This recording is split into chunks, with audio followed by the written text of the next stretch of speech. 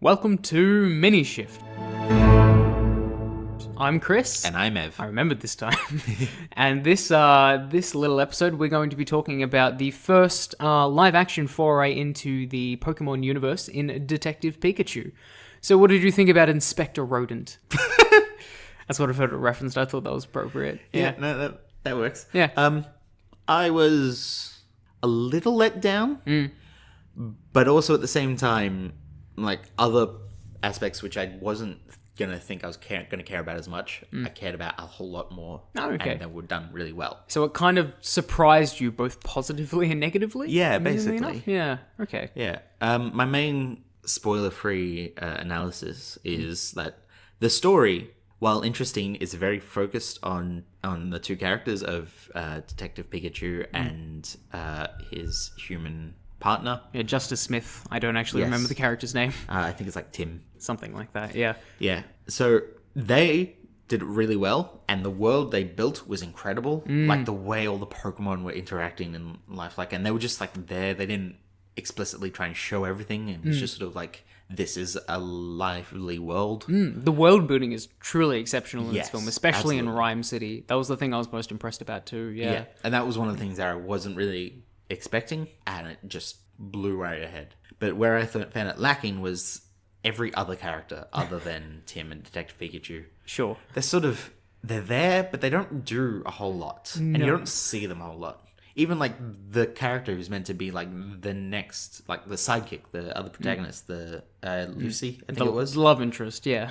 Yeah, it wasn't even really a love interest. She was just sort of... Well, yeah, sure. Yeah, But you kind of the fit that female role. one. Yeah. Yeah, The token played by woman. Catherine Newton. And I think it was Lucy something or other. The journalist. like that. Yeah. But like, she seemed in the trailers and the promotional series to be a whole lot more part of the story. And she pops in, she does a whole lot of sort of exposition and helps them along, and then disappears for a solid chunk of the movie yeah. before coming back, and then again disappears for a little bit, and then and then the third act happens, And then just wanders around a little bit in the third act and Yeah. literally does nothing to help. Like, No. they 100% could have integrated her better into that final climax, but instead she's not really doing anything, to be honest. Yeah. And I feel that was the problem with a lot of the characters, like Rita Ora's character, because her name was up in there, but I reckon she had about like 5 minutes of screen time. Was she the scientist? Yes, Oh, she was the okay. scientist in all I the didn't whole- even count her as a character. She was just an exposition machine. Yeah, basically. Exposition via hologram, but yeah.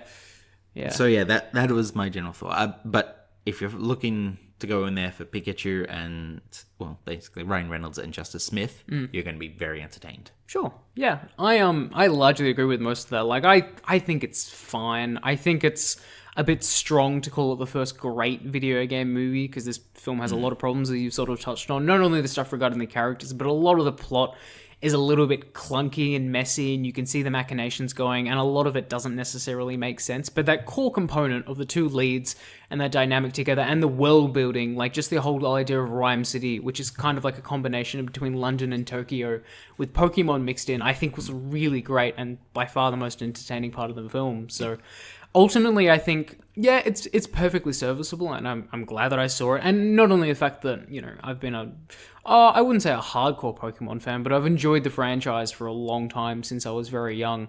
And so just seeing the live action adaptation of so many of these Pokemon and this world on screen, I just thought was exciting onto itself. But beyond that, I think the movie's just largely okay for the most part. Yeah, the way I sort of put it, if you are a fan of Pokemon, you should definitely see this movie. It's plenty of fan service. So many references. 100%, yeah. But if you don't care about Pokemon, you kind of have to go at this on your own merit. It might be a good enough story, especially if you're looking for a nice family movie. Yeah, and a lighthearted, like, detective story as well. story, It's yeah. actually a fairly decent, like, film noir, like, not film noir, but, like, detective narrative. Like, it makes it's a mystery. Yeah, It's a good yeah. mystery. It has fun with a lot of those tropes. Yeah. But yeah, don't go expecting something amazing. Yeah, sure. If you don't like Pokemon. Yeah, and a lot of people coming out and saying, like, this is the first great video game movie and things like that. Feels... That's more of a comment on all the other video game movies, I feel, rather than this one. Sure, hyperbolic. This is definitely one of the better video game adaptations. If you say video game movie, and you can technically count things like Wreck-It Ralph and like Edge of Tomorrow that replicate like video game design, obviously those movies are so much better, but as straight video game adaptations go, yeah, this is probably one of the better ones, but I still don't think we've had a truly great one from that pool yet, as of yet, so still looking. Yep. Haven't caught them all just yet. Yep. Shall we move into spoilers then? Yeah, sure. Warning! This podcast contains spoilers. Listen at your own risk. Spoiler, blah, blah, blah, blah, blah, blah, blah, blah. Yeah, so one of the things I kind of touched on regarding my frustrations with the plot, as much as I sort of enjoyed the way it toyed with so many of those detective tropes, even the fact that all the string in the room, and then the fact that he's obsessed with coffee and all that as well, I thought was really fun. But kind of beyond that, the mystery itself is not only like a little bit ham-fisted and predictable, but it kind of uses Mewtwo and the villain as basically plot devices. Like Mewtwo is obviously, especially from that ilk of generation, like Mewtwo is one of my favorite Pokemon characters, but here he is literally just used to progress the plot from A to B to C to D and so on, and I just didn't think that was particularly interesting. Yeah, especially when he sort of had that whole moment with Bill Nye's character. Yeah. The villain, who you would predict as the villain, literally the second he shows up on screen. Oh, absolutely. He just screams a villain.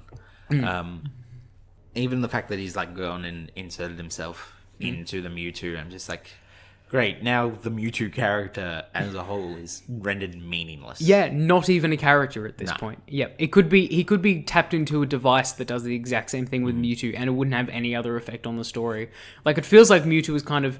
I should admit, obviously, we'll save this till when we do eventually a full episode on this, but Mewtwo is in the original video game, the Detective Pikachu video game, but plays a much different role. And here, I kind of felt they carried him along, not only because he was in the game, but also just because he's a popular Pokemon, and people are going to show up to see Mewtwo without doing... Like, he's not a character at all. Yeah. He's basically just a sentient being who delivers some exposition from time to time, and then leads to some big spectacle climax, and then that's it. Yeah.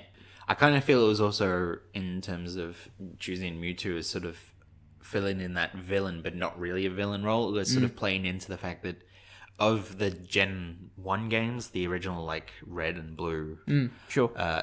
Mewtwo was as close as you would get to a villain Pokemon. Well, if you think about the first movie, he is basically the antagonist of Pokemon, the first movie. Absolutely. So, yeah. And I think they were just trying to think, ooh, you think he's a villain, but he's not. But anyone who's got any sort of knowledge about Pokemon is just like, no, that's not how this works. Yeah, it falls flat almost immediately. Yeah. So it's just one of those things. I enjoyed the mystery and the surprise, even if I predicted it like halfway through the film. The fact that Ryan Reynolds was trapped inside Pikachu all along, like, I thought it was really suspicious that they weren't showing what the dad looked like over and over again. I'm like, that's Ryan Reynolds, right? And then the moment they reference like, oh, he can trap the souls of humans in Pokemon, I'm like, yeah, okay, fair enough. So I thought that was a fun idea, and it is like kind of nice that, especially as we talked about, the fact that that core duo is still so good, and kind of the emotional effect of Justice Smith's character like trying to reconcile with his dad through going through Pikachu. No, he's literally reconciling with his dad through Pikachu, which I just thought was a funny literalizing of the themes of the movie, which I enjoyed. As weird as the whole idea of like trapping human souls in Pokemon as a form of like genetic evolution, it's a nonsense plot in so many ways. Just like in the last Minishift, this is one of those movies where if you think about it too hard, it kind of falls apart. So just go along for the ride. Yeah, sure. Sorry, it's just, I don't know. A lot of the stuff in that climax just kind of bugged me. Yeah, in many respects. And just leans back on the fact that Mewtwo isn't really a character, and that the villain is honestly not really a character either. No. Ugh. Oh, and then there's the son of the villain. Yeah, sure. Well, he was supposed to be a red herring, obviously. Yeah. Like, we were supposed to assume he was the villain, but the moment I'm like, well, I recognize Bill Nye, but I don't recognize the other guy. I don't know. So, but it is a family movie. Like, kids aren't going to pick up on that. Yeah. And I really wanted to see something more between the father and the son. I know that they had to take him out and replace him with the Ditto. Oh, and that all Ditto was horrifying. Yeah. Those beady black eyes God. gave me nightmares after seeing this film. It works so well in the animated Jesus. series being cute, and now Yeah. seeing it here, I'm like, oh, I don't know if I could go back. Oh, it's horrifying. Yeah, they're truly unsettling. But yeah, I would have loved seeing more about that relationship because they hint it early on to try and set up that red herring. Yeah. And there's a little bit of his motivation at the end to sort of fight back against his father. Exactly. Is there? But aside from that, there's so much potential and not enough screen time given to it. Yeah, exactly. And it would have been a nice parallel as well between Justice Smith's relationship with his father, too, in the same way that he's sort of estranged and feels separated from his father because differing ideology and things like that. That would have made for a nice parallel, but it's literally just... There's that one argument they have after the news broadcast when you see Ditto for the first time, and that's literally it. Beyond a couple of other throwaway lines, so I just thought that And was. then you moved on to the lady figure. Yeah, exactly. So I did enjoy her Psyduck, though. I will admit. yes. I mean, as much as a lot of the human characters fall in this movie, the Pokemon are consistently great. Oh, absolutely. And the designs are delightful. The CGI is great, and they're all wildly entertaining. And even just the fact, even having Pokemon slacking in the background of a bar and things like that, is just a really cool touch. They integrate the characters and the Pokemon so well into the universe. It just, I loved And it. of course, the Snorlax that's blocking the road. Yeah, exactly. It's very cool. Yeah. Yeah. So as we said, it seems like the general reiteration of the Detective Pikachu. The Pikachu stuff is great. Detective stuff, maybe not so much. Yeah. As well as the human characters. We're here to see Pokemon. We're not here to see Bill Nye hamming about human evolution because he's in a chair or something. Doesn't really work. Any final thoughts or?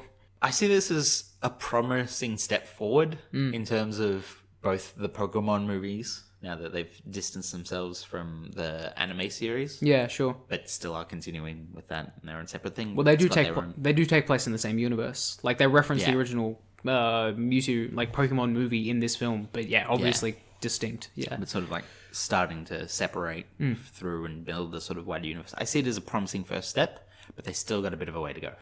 Yeah, sure. I think this franchise has great potential, not only because there's a lot of really fun and interesting things in the Pokemon universe and just really weird, entertaining stuff that I think would make for great movies. And as we said, I think the strongest thing about this film is the world building and the universe. So just if you continue to explore that in almost like an anthology series, we don't need to really see Ryan Reynolds and Detective Pikachu again. We could just see other stories that take place in this universe.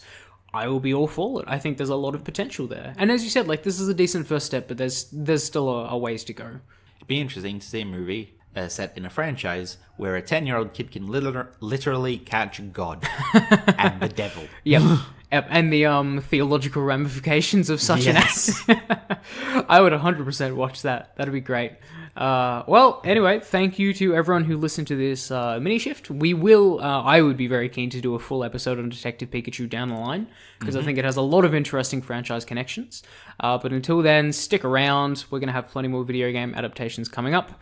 Until next time, fare thee well. Bye. Pikachu!